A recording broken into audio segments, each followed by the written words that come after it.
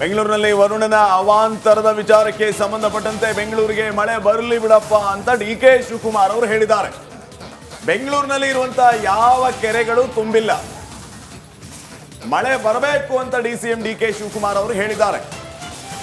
ಬೆಂಗಳೂರಿನಲ್ಲಿ ಡಿ.ಸಿ.ಎಂ ಡಿ.ಕೆ. ಶಿವಕುಮಾರ್ ಅವರು ಹೇಳಿರುವಂತಹ ವಿಚಾರ ಇದು. ಮಳೆ ಬರಲಿ ಬೆಂಗಳೂರಿಗೆ, ಬೆಂಗಳೂರಿನಲ್ಲಿರುವಂತಹ ಯಾವ ಕೆರೆಗಳು ತುಂಬಿಲ್ಲ, ಮಳೆ ಬಂದ್ರೆ ಅಟ್ಲೀಸ್ಟ್ ಬೆಂಗಳೂರಿನಿಂದಲಿರುವಂತಹ ಕೆರೆಗಳು ತುಂಬುತ್ತೆ ಅಂತ. ಇಲ್ಲಿ ಬೆಂಗಳೂರಿನಲ್ಲಿ ಇರುವಂತವರು ಕೂಡ ಮಳೆ ಬೇಡ ಅಂತ ಹೇಳ್ತಿಲ್ಲ. ಮಳೆ ಬಂದ್ರೆ ಆಗುವಂತ ಸಮಸ್ಯೆಗಳೇನಿದೆ ಆ ಸಮಸ್ಯೆಗಳನ್ನ ಎದುರಿಸೋದಕ್ಕೆ ಸರ್ಕಾರ ಎಷ್ಟು ಶಕ್ತವಾಗಿದೆ, ಸರ್ಕಾರ ಏನ್ ಮಾಡ್ತಾ ಇದೆ ಅಂತ ಪ್ರಶ್ನೆಯನ್ನ ಮಾಡ್ತಿದ್ದಾರೆ. ಇನ್ನ ಮಳೆ ಬಂದಷ್ಟು ನೀರು ಬೆಂಗಳೂರಲ್ಲಿರುವಂತಹ ಕೆರೆಗಳು ಯಾವುದು ಕೂಡ ತುಂಬಿಲ್ಲ. ಮಳೆ ಬರಬೇಕು. ಅಪಾರ್ಟ್ಮೆಂಟ್ ನೀರು ನುಗ್ಗಿತ್ತು ಅಂದ್ರೆ ಅದನ್ನ ಸರಿ ಮಾಡೋಣ, ಬಟ್ ಅಂತರ್ಜಲ ಹೆಚ್ಚಬೇಕು. ಅದು ನನ್ನ ಇದು. ಈಗ ನಮ್ಮ ರಾಮನಗರ, ಚನ್ನಪಟ್ಟಣ, ಕನಕಪುರ, ಮಾಗಡಿ, ತುಮಕೂರು, ಕುಣಗಲ್ಲು, ಈ ಸುತ್ತಮುತ್ತಲು ಕೋಲಾರ, ಇದೆಲ್ಲ ನೀರೇನು ಮಳೆ ಬಂದಿಲ್ಲ. ಬರೀ ಆ ಕಡೆ ಬಂದಿದೆ, ನಾನು ಇಲ್ಲ ಅಂತ ಹೇಳೋದಿಲ್ಲ. ನಮ್ಮ ಡ್ಯಾಮ್ಗಳೆಲ್ಲ ಕೆಲವೆಲ್ಲ ತುಂಬಿದೆ. ಇಲ್ಲಿ ಅಂತರ್ಜಲ ಹೆಚ್ಚಬೇಕಾಗಿದೆ, ಅದಕ್ಕೆ ಮಳೆ ಬರಬೇಕು. ಇನ್ನ ಮಳೆ ಸಾಲದು. ಇನ್ನ ಮಳೆ ಬಂದಷ್ಟು ನೀರು ಬೆಂಗಳೂರಲ್ಲಿರುವಂತಹ ಕೆರೆಗಳು ಯಾವುದು ಕೂಡ ತುಂಬಿಲ್ಲ. ಮಳೆ ಬರಬೇಕು. ಅಪಾರ್ಟ್ಮೆಂಟ್ ನೀರು ನುಗ್ಗಿತ್ತು ಅಂದ್ರೆ ಅದನ್ನ ಸರಿ ಮಾಡೋಣ, ಬಟ್ ಅಂತರ್ಜಲ ಹೆಚ್ಚಬೇಕು. ಅದು ನನ್ನ ಇದು. ಈಗ ನಮ್ಮ ರಾಮನಗರ, ಚನ್ನಪಟ್ಟಣ, ಕನಕಪುರ, ಮಾಗಡಿ, ತುಮಕೂರು, ಕುಣಗಲ್ಲು, ಈ ಸುತ್ತಮುತ್ತಲು ಕೋಲಾರ, ಇದೆಲ್ಲ ನೀರೇನು ಮಳೆ ಬಂದಿಲ್ಲ. ಬರೀ ಆ ಕಡೆ ಬಂದಿದೆ, ನಾನು ಇಲ್ಲ ಅಂತ ಹೇಳೋದಿಲ್ಲ. ನಮ್ಮ ಡ್ಯಾಮ್ಗಳೆಲ್ಲ ಕೆಲವೆಲ್ಲ ತುಂಬಿದೆ. ಇಲ್ಲಿ ಅಂತರ್ಜಲ ಹೆಚ್ಚಬೇಕಾಗಿದೆ, ಅದಕ್ಕೆ ಒಂದ್ ಕಡೆ ಜಲಸಂಪನ್ಮೂಲ ಸಚಿವರು ಅವರು ಈ ತರ ಹೇಳ್ತಾರೆ ಬೆಂಗಳೂರಿಗೆ ಮಳೆ ಬರ್ಲಿ ಅಂತ. ಸ್ವಾಮಿ ಬನ್ನಿ, ಇಲ್ಲಿ ಹೊಸೂರು ರಸ್ತೆನಲ್ಲಿ ಕಾರು ಮ್ಯಾನ್ ಹೋಲ್ ಬಿದ್ದಿದೆ, ಮಳೆ ನೀರು ತುಂಬಿಕೊಂಡು ರೋಡಲ್ಲಿ ಹೋಗಕ್ಕಾಗದೆ. ಬನ್ನಿ ಡಿ.ಕೆ. ಶಿವಕುಮಾರ್ ಅವರೇ, ಈ ಮ್ಯಾನ್ ಹೋಲ್ ನಿಮ್ ಕಾರ್ ಬಿದ್ರೆ ಹೆಂಗಿರುತ್ತೆ ಅಂತ ನೋಡಿ ಬನ್ನಿ. ಇಲ್ಲಿ ಮಾರತ್ತಳ್ಳಿಗೆ ಬನ್ನಿ, ನಿಮ್ಮ ಅಪಾರ್ಟ್ಮೆಂಟ್ ಅಲ್ಲಿ ಹಿಂಗೆ ನೀರು ತುಂಬಿಕೊಂಡ್ರೆ ನಿಮ್ಗೆ ಹೆಂಗಿರುತ್ತೆ ಅಂತ ನೋಡಿ ಬನ್ನಿ. ಒಂದ್ ಕಡೆ ಅಲ್ಲಿ ಜಲಸಂಪನ್ಮೂಲ ಟಿ.ಬಿ ಡ್ಯಾಮ್ ಹೋಗ್ತಾರೆ, ಅಲ್ಲಿ ನಾವೇನು ಯಾವ ಅಧಿಕಾರಿಗಳ ವಿರುದ್ಧ ಏನು ಕ್ರಮ ತಗೊಳ್ಳಲ್ಲ ಅಂತಾರೆ. ಇಲ್ಲಿ ಬರ್ತಾರೆ ಬೆಂಗಳೂರಿಗೆ ಮಳೆ ಬೇಕು ಅಂತ. ನೀವು ಬೆಚ್ಚಗ್ ಮನೇಲಿ ಕೂತ್ಕೊಂಡಿರ್ತೀರಾ ಡಿ.ಕೆ. ಶಿವಕುಮಾರ್ ಅವರೇ? ಹೊಸೂರು ರಸ್ತೆ ಜಲಾವೃತ ಆಗಿ 2 ಕಾರುಗಳು ಮ್ಯಾನ್ ಹೋಲ್ಗೆ ಬಿದ್ದಿದ್ದಾವೆ. Do you even realise the severity of the situation? ಉಪಮುಖ್ಯಮಂತ್ರಿಗಳಾಗಿ, ನಗರಾಭಿವೃದ್ಧಿ ಸಚಿವರಾಗಿ ಸುಮ್ಮನೆ ಮಾಧ್ಯಮಗಳ ಮುಂದೆ, ಮೈಕ್ ಮುಂದೆ ಬಂದು ಬೆಂಗಳೂರಿಗೆ ಮಳೆ ಬೇಕು ಅಂತಿರಲ್ಲ ಸ್ವಾಮಿ. ಮಳೆ ಬಂದ್ರೆ ಅದನ್ನ ತಡ್ಕೊಳ್ಳೋ ಅಂತ, ಮ್ಯಾನೇಜ್ ಮಾಡೋ ಅಂತ, ಆ ನೀರ್ನ ಸೇವ್ ಮಾಡಿ ಇಟ್ಕೊಳ್ಳೋ ಅಂತ ಕೆಪಾಸಿಟಿ ಈ ನಗರಕ್ಕಿದೆಯಾ? ನಿಮ್ಮ ಹೊಣೆಗಾರಿಕೆನ ನೀವು ಮಾಡ್ತಾ ಇದ್ದೀರಾ ಅಂತ ಬಹಳ ಕಟುವಾಗಿ ಪ್ರಶ್ನೆ ಮಾಡ್ಬೇಕಾಗತ್ತೆ. ನೋಡಿ, ಅಲ್ಲಿ ಮ್ಯಾನ್ ಹೋಲ್ಗೆ ಕಾರು ಬಿದ್ದು ಬಿಟ್ಟಿದೆ. ಅಲ್ಲಿ ಈಗ ಏನಾದ್ರೂ ಇನ್ನೂ ಏನೆಲ್ಲ ಅನಾಹುತ ಆಗಿದೆ ಅನ್ನೋದು ನಮ್ಗೆ ಇನ್ನಷ್ಟೇ ಗೊತ್ತಾಗಬೇಕಾಗಿದೆ. ಈ ಎಲ್ಲ ಲಾಸ್ ಇದೆ ಅಲ್ಲ, ಈ ಒಂದು ನಷ್ಟ ಉಂಟಾಗಿದೆ ಅಲ್ಲ, ಇದಕ್ಕೆ ಯಾರು ಪರಿಹಾರ? Who is going to compensate? Update ಪಡ್ಕೊಂಡು ನಾವು ಪ್ರತಿನಿಧಿ ದೀಪ್ತಿ ತೊಳ್ಪಾಡಿ ಕನೆಕ್ಟ್ ಆಗಿದ್ದಾರೆ. ದೀಪ್ತಿ, ನಿಜಕ್ಕೂ ಆಶ್ಚರ್ಯ ಆಗತ್ತೆ. ಇವರು ಡಿ.ಸಿ.ಎಂ ಈ ತರ ಹೇಳಿಕೆ ಕೊಟ್ರೆ ಇನ್ನು ಅಧಿಕಾರಿಗಳು ಇನ್ನೆಷ್ಟು ಬೇಜವಾಬ್ದಾರಿತನದ ಹೇಳಿಕೆ ಕೊಡ್ತಾರೋ ಅನ್ಸುತ್ತೆ.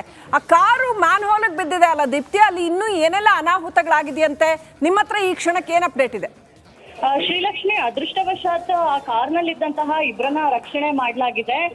ರಾತ್ರಿ ನಡೆದಂತಹ ಘಟನೆ, ಸ್ಥಳೀಯರು ಕಾರನ್ನ ಮೇಲೆತ್ತಿ ಅದರೊಳಗಿರುವಂತಹ ಇಬ್ಬರನ್ನ ರಕ್ಷಣೆ ಮಾಡಿದ್ದಾರೆ. ಅಧಿಕಾರಿಗಳಾಗ್ಲಿ ಸಿಬ್ಬಂದಿಗಳಿಗಾಗ್ಲಿ ಬೆಳಿಗ್ಗೆ ತನಕ ಈ ವಿಚಾರನೆ ಗೊತ್ತಿಲ್ಲ. ಮ್ಯಾನ್ ಹೋಲು ಕೇವಲ ಅದೊಂದು ಭಾಗದಲ್ಲಿ ಮಾತ್ರ ಅಲ್ಲ, ಸಾಕಷ್ಟು ಬೆಂಗಳೂರಿನಾದ್ಯಂತ ಓಪನ್ ಆಗಿರುವಂತದ್ದು, ಅರ್ಧಂಬರ್ಧ ಕಾಮಗಾರಿ ನಡೆದಿರುವಂತದ್ದು. ಸಮಸ್ಯೆ ಇದ್ರೂ ಕೂಡ ಅಧಿಕಾರಿಗಳು ಗಾಢ ನಿದ್ರೆಯಲ್ಲಿದ್ದಾರೆ. ಕಮಿಷನರು ಮಾತೆತ್ತಿದ್ರೆ ಮಳೆಗಾಲಕ್ಕೆ ಪ್ರಿಪರೇಷನ್ ಮಾಡ್ಕೊಂತೀನಿ, ರೌಂಡ್ಸ್ ಹೋಗ್ತೀನಿ ಅಂತ. ಆದ್ರೆ ಇಂತಹ ಅನಾಹುತಗಳಾದಾಗ ಮಾತ್ರ ಅವ್ರು ಎಚ್ಚೆತ್ಕೊಳ್ಳುವಂತದನ್ನ ನಾವು ನೋಡ್ತಾ ಇದೀವಿ. ಸದ್ಯಕ್ಕೆ ಇಬ್ಬರನ್ನ ರಕ್ಷಣೆ ಮಾಡಲಾಗಿದೆ. ಈಗ ಅಲ್ಲಿ ಮ್ಯಾನ್ ಹೋಲ್ ಅನ್ನ ಕ್ಲೋಸ್ ಮಾಡೋದಕ್ಕೆ ಸಿಬ್ಬಂದಿಗಳು ಬಂದಿದ್ದಾರೆ. ಶ್ರೀಲಕ್ಷ್ಮಿ, ಥ್ಯಾಂಕ್ ಯು ದೀಪ್ತಿ ಡೀಟೇಲ್ಸ್ಗಾಗಿ. ಜೊತೆಗೆ ಸ್ಥಳೀಯರು ಈಗ ಆಕ್ರೋಶವನ್ನ ವ್ಯಕ್ತಪಡಿಸ್ತಾ ಇದ್ದಾರೆ. ಮಾತಿಗೆ ಮಾತು ಬೆಳೆದಿದೆ.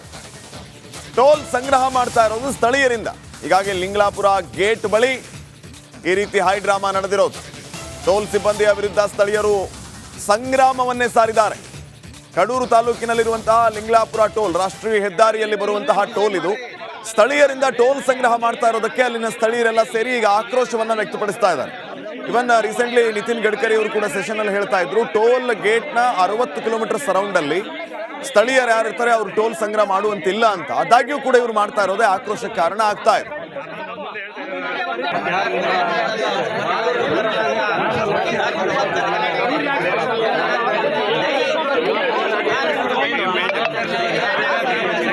ನೋಡಿ ನಮ್ ಜಮೀನೇ ಕೊಟ್ಟು ನಾವು ದುಡ್ಡು ಕೊಟ್ಟಂಗ ಆಯ್ತು ನೋಡ್ರಿ. ಮಾಡ್ತಿರ್ಲಿಲ್ಲ. ನಾವೇನಾಗ್ತಿದೆ ಅಂದ್ರೆ ಏನಾದ್ರು ಒಂದು ಸಮಸ್ಯೆ ಕೇಳೋಣ ಅಂದ್ರೆ ಇಲ್ಲಿ ಯಾರು ರೂಢಾಗಿ ಬಿಹೇವ್ ಮಾಡಲ್ಲ. ಹೊಡಿತಾರೆ ಸರ್. ಬಗ್ಗೆ ಇನ್ನಷ್ಟು ಮಾಹಿತಿಯನ್ನ ನೀಡ್ತಾರೆ ಪ್ರತಿನಿಧಿ ಚೇತನ್ ಪದ್ಮಶಾಲಿ. ಈಗ ಫೋನ್ ಸಂಪರ್ಕದಲ್ಲಿ ಚೇತನ್, ಸ್ಥಳೀಯರು ಹೇಳ್ತಾ ಇದ್ದಾರೆ ರಸ್ತೆಗಾಗಿ ನಮ್ ಜಮೀನನ್ನ ಕೊಟ್ವಿ, ಈಗ ನಮ್ ಜಮೀನು ಕಳ್ಕೊಂಡ್ವಿ, ಮತ್ತೆ ಇವರಿಗೆ ಟೋಲ್ಗೆ ದುಡ್ಡು ಕೊಡಬೇಕು, ಇದ್ಯಾವ ನ್ಯಾಯ ಅಂತ. ಟೋಲ್ಗೆ ಸಂಬಂಧಪಟ್ಟಂತ ಆಡಳಿತವ್ರು ಏನ್ ಹೇಳ್ತಾರೆ, ಏನೆಲ್ಲ ಅಪ್ಡೇಟ್ಸ್ ಕೊಡ್ತೀರಿ? ಶ್ರೀಪಾದ್, ಈ ಒಂದು ಏನು ಲಿಂಗ್ಲಾಪುರ ಗೇಟ್ ಏನು ಇದೆ ಅಲ್ಲಿ ಸಮೀಪ ಮಾಡಿರುವಂತಹ ಟೋಲ್ನ ವಿವಾದ ಇವತ್ತಿನಿಂದ ಅಲ್ಲ, ಸುಮಾರು ಒಂದೂವರೆ ತಿಂಗಳಿಂದ ನಿರಂತರವಾಗಿ ಕೂಡ ನಡೀತಾ ಇದೆ.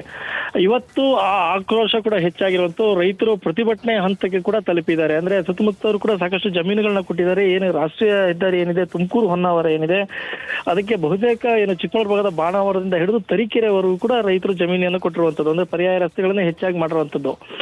ಹೀಗಾಗಿ ರೈತರು ಒಂದು ಆರೋಪವನ್ನು ಮಾಡ್ತಿರೋದು, ನಾವ್ ಯಾಕೆ ಟೋಲ್ ಅನ್ನ ಕಟ್ಟಬೇಕು ಅಂತ. ಒಂದು ಏನು ಲಿಂಗ್ಲಾಪುರ ಗೇಟ್ ಅಂದ್ರೆ ಬಾಣಾವರ ಸಮೀಪ ಬರುತ್ತೆ, ಅಲ್ಲಿಂದ ಕಡೂರಿಗೆ ಕೇವಲ 14 ಕಿಲೋಮೀಟರ್ ಆಗುತ್ತೆ. ನಿತ್ಯ ಏನಿದೆ ಇವರು ಕಡೂರನ್ನೇ ಅವಲಂಬಿಸಬೇಕು, ಆದ್ರೆ ನಿತ್ಯ ಹೋಗೋ ಸಂದರ್ಭದಲ್ಲಿ ನಾವು ಟೋಲ್ ಅನ್ನ ಕೊಡಬೇಕು. ಒಂದು ಮತ್ತೆ ಈ ಕಾಮಗಾರಿ ಪೂರ್ಣ ಕೂಡ ಆಗಿಲ್ಲ, ಅಂದ್ರೆ ಹೆದ್ದಾರಿ ಪೂರ್ಣ ಆಗಿದ್ರೆ ಬೇರೆ ಲೆಕ್ಕಾಚಾರ ಇರ್ತಿತ್ತು, ಆದ್ರೆ ಇನ್ನೂ ಕೂಡ ಹೊನ್ನಾವರ ಹೈವೇ ಏನಿದೆ ಅದು ಕೂಡ ಪೂರ್ಣ ಆಗಿಲ್ಲ, ಕಾಮಗಾರಿ ನಡೀತಿದೆ. ಕಾಮಗಾರಿ ನಡೆಯೋ ಸಂದರ್ಭದಲ್ಲಿ ಟೋಲ್ ಅನ್ನ ಯಾಕೆ ತೆಗೆದುಕೊಳ್ತಿಲ್ಲ ಅನ್ನುವಂಥದ್ದು ಒಂದು ಆರೋಪ. ಮತ್ತೆ ಎರಡನೇದಾಗಿ ಈಗಾಗಲೇ ಏನೊಂದು ಆಧಾರ್ ಕಾರ್ಡ್ ಇದ್ರೆ ಏನೋ 60 ಕಿಲೋಮೀಟರ್ ಸ್ಥಳೀಯರು ಏನು ಟೋಲ್ ಕೊಡಬಾರ್ದು ಅನ್ನೋ ಒಂದು ಆದೇಶ ಕೂಡ ಇದೆ, ಅದನ್ನು ಕೂಡ ಉಲ್ಲಂಘನೆ ಆಗ್ತಿದೆ ಅನ್ನೋಂಥದ್ದು ಮತ್ತೊಂದು ಆರೋಪ. ಈಗಾಗಲೇ ಖಡಕ್ ಎಚ್ಚರಿಕೆಯನ್ನು ಕೂಡ ಟೋಲ್ನವರಿಗೆ ಕೊಟ್ಟಿದ್ದಾರೆ. ಒಂದು ವೇಳೆ ನೀವು ಟೋಲ್ನೇ ಸಂಗ್ರಹ ಮಾಡಬೇಕು ಅನ್ನೋದಾದ್ರೆ ನಮಗೆ ಸರ್ವಿಸ್ ರಸ್ತೆಯನ್ನು ಮಾಡಿ ನಾವು ಟೋಲ್ ಏನು ನಿಮ್ಮ ರಾಷ್ಟ್ರೀಯ ಹೆದ್ದಾರಿಯಲ್ಲಿ ನಾವು ಓಡಾಡೋದಿಲ್ಲ, ನಮಗೆ ಸರ್ವಿಸ್ ರಸ್ತೆ ಮಾಡಿಕೊಡುವಂತ ಆಗ್ರಹವನ್ನು ಮಾಡಿದರೆ. ಸದ್ಯಕ್ಕೆ ಕಡೂರು ಪೊಲೀಸರು ಕೂಡ ಭೇಟಿ ನೀಡಿರುವಂತದ್ದು, ಮತ್ತೆ ಅಲ್ಲಿ ಏನು ಪ್ರತಿಭಟನಾಕಾರರಿದ್ದಾರೆ ಸದ್ಯಕ್ಕೆ ಅವರನ್ನ ಒಂದು ಮನವೊಲಿಸಿ ಕೂಡ ಯತ್ನ ಮಾಡಿದ್ದಾರೆ ಮತ್ತು ಮನವೊಲಿಸಿದ್ದಾರೆ. ಇನ್ನು ಈ ಘಟನೆ, ಈ ರೀತಿಯ ಒಂದು ವಿವಾದಗಳು ಏನು 1.5 ತಿಂಗಳ ನಿರಂತರವಾಗಿ ನಡೀತಾ ಇದೆ, ಮುಂದೆ ಯಾವ ಹಂತಕ್ಕೆ ತಲುಪುತ್ತೆ ಅನ್ನೋದು ಕೂಡ ಕಾದ್ ನೋಡ್ಬೇಕಾಗುತ್ತೆ Shripad. Okay, thank you Chetan ಮಾಹಿತಿಗಾಗಿ. ನಮಸ್ಕಾರ, ನೀವು ನೋಡ್ತಾ ಇದ್ದೀರಾ ರಿಪಬ್ಲಿಕ್ ಕನ್ನಡ, ನಾನು ಶ್ರುತಿ. 3 ರಾಜ್ಯ, ನಮ್ಮ ರಾಜ್ಯದ 4 ಜಿಲ್ಲೆಯ ಜೀವನಾಡಿಯಾಗಿರುವ ತುಂಗಭದ್ರಾ ಜಲಾಶಯದ ಕ್ರಸ್ಟ್ ಗೇಟ್ನ ಚೈನ್ ಲಿಂಕ್ ಕಟ್ ಆಗಿರುವ ವಿಚಾರಕ್ಕೆ ಸಂಬಂಧಪಟ್ಟಂತೆ ಅನೇಕ ಪ್ರಶ್ನೆಗಳಿವೆ. ಈ ಅನಾಹುತಕ್ಕೆ ಹೊಣೆ ಯಾರು ಅನ್ನೋದೇ ಪ್ರಶ್ನೆ. ಟಿಬಿ ಡ್ಯಾಮ್ ಡ್ಯಾಮೇಜ್ಗೆ ಕಾರಣ ಯಾರು? ಯಾರ ನಿರ್ಲಕ್ಷ್ಯದಿಂದ ಅನ್ನದಾತರಿಗೆ ಕಂಟಕ ಎದುರಾಗಿದೆ? ಅದೇ ತುಂಗಭದ್ರಾ ಜಲಾಶಯ ನಂಬಿಕೊಂಡಿರುವಂತಹ ರೈತರು ಈಗ ಸಂಕಷ್ಟದ ಪರಿಸ್ಥಿತಿ ಎದುರಿಸಬೇಕು. ನಾಳೆ ಡ್ಯಾಮ್ಗೆ ಬಾಗಿನ ಸಲ್ಲಿಸಬೇಕಾಗಿತ್ತು ಸಿಎಂ ಸಿದ್ದರಾಮಯ್ಯನವರು. ಸಿಎಂಗಾಗಿ ಡ್ಯಾಮ್ ಭರ್ತಿ ಮಾಡಿದ್ರು ಅಧಿಕಾರಿಗಳು. ಡ್ಯಾಮ್ನಲ್ಲಿ ಒಳಹರಿವು ಹೆಚ್ಚಾಗಿ ಕ್ರಸ್ಟ್ ಗೇಟ್ ಕಟ್ ಆಗಿದೆ ಅನ್ನುವಂತಹ ವಿಚಾರ ಗೊತ್ತಾಗ್ತಾ ಇದೆ. ಡ್ಯಾಮ್ನಿಂದ ಮೊದಲೇ ನೀರು ಬಿಟ್ಟಿದ್ರೆ ಅಪಾಯ ಆಗ್ತಾ ಇರಲಿಲ್ಲ ಅನ್ನುವಂತಹ ವಿಚಾರ